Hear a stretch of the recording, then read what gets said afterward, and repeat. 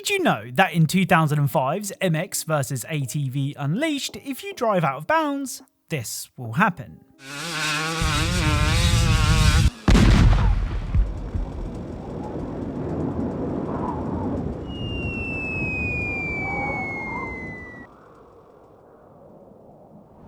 I mean, to be fair, the game does let you go pretty far before firing you back on track. Pun intended. Now, I thought that all of the MX vs ATV games did a similar thing, but apparently only 2 of them did, those being Unleashed and 2018's All Out. Hello and welcome to another episode of Hidden Video Game Details, the series where we take a look at some of the coolest hidden mechanics and details found in video games. As always, if you think you know of a hidden detail or Easter egg that I haven't covered before, then let me know in the comments. And after telling you all that you could get some free samples from GamerSupps, you guys ordered a lot of free samples. I mean, I'd rather you bought something as I'd get a small kickback from each sale, but if money's tight, treat yourself to some freebies using the QR code on screen or the link in the description. Anyway, without further delay, let's get started. Now, despite spending most of your time swinging past skyscrapers, the city of New York feels alive even at ground level. Of course, you can interact with NPCs,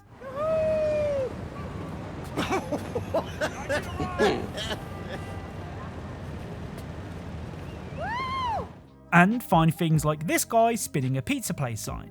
Hey, we got pizza! Pizza here! Come on, you want some pizza?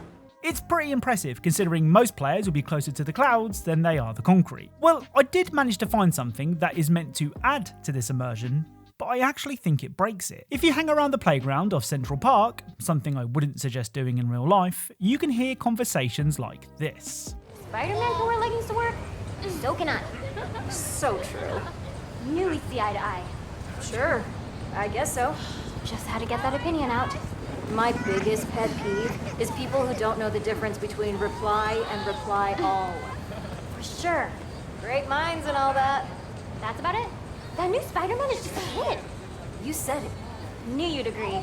Interesting thought. So each conversation has a very clear structure.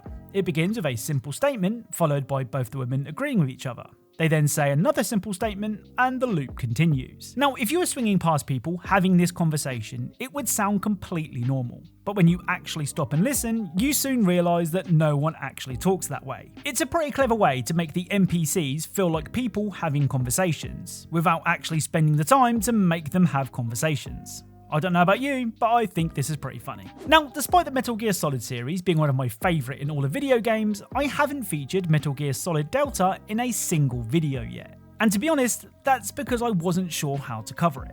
I mean, the game is a remake, so a lot of the details I've already covered in the original MGS3 would still be present in Delta, so sharing them again just feels pointless. Also, the game ran like poop at launch, so I was kind of hoping for a patch to fix those issues, though at the time of recording, I'm still waiting. Anyway, in the end, I decided to only share Delta details that I personally haven't shared from the original MGS3.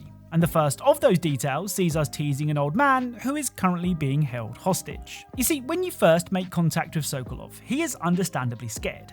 But you can add to his anxiety by having a little fun with him before rescuing him. For example, you can knock on the wall of his cell,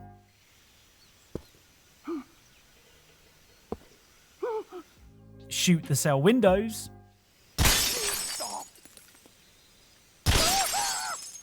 and even throw a reticulated python into his cell to keep him company.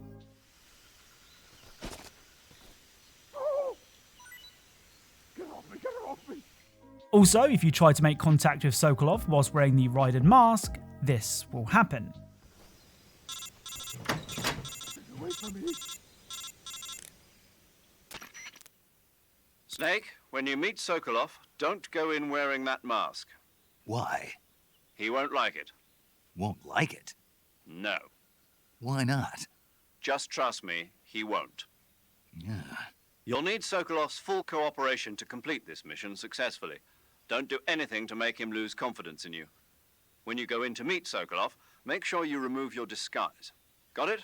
So apparently, if you're wearing this mask, Sokolov won't like it, so the Major tells you to take it off. Now, I'm pretty sure that this is a nod to the fact that fans didn't like playing as Raiden in MGS2. but I could be wrong. The other details that I wanted to share can be seen when facing off against Ocelot. You see, Ocelot is a bit of a showman and has a flair for the dramatic. You can actually use that to your advantage. If you stand on the ledge with your weapon equipped, this will happen. Quick draw, too. Yes! It's the heart of a duel.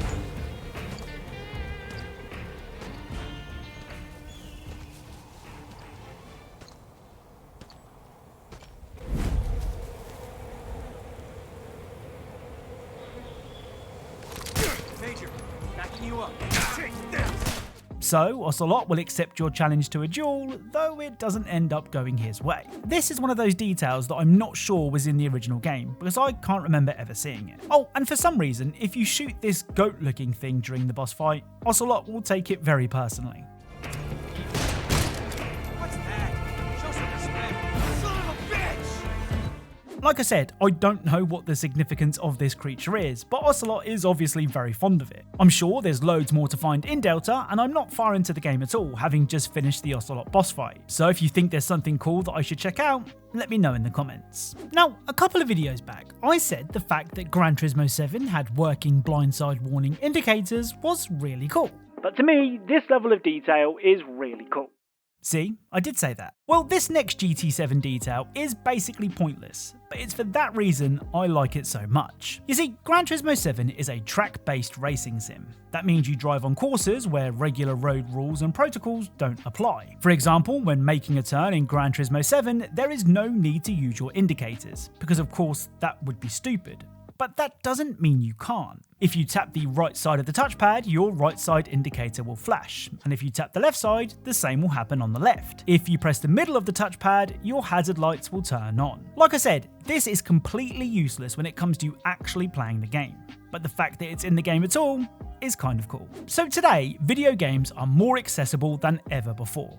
And that means, for the most part, you can choose to play on a variety of different difficulty settings and no one will judge you for it. Well, that's true for most games, but not Darkenstein 3D. Darkenstein 3D is a Wolfenstein-inspired FPS that lets you steal a dying soldier's boots.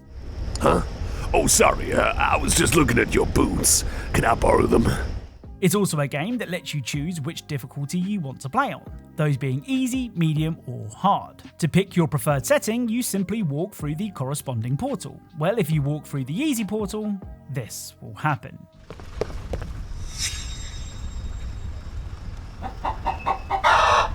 So after choosing easy, you'll be greeted by a chicken sound, which is pretty funny. Oh, and fun fact, this was originally the did you know detail in my last details video, but apparently a certain symbol in the game makes YouTube upset. If you're seeing this, they've allowed it. If you're not seeing this, well, YouTube said no.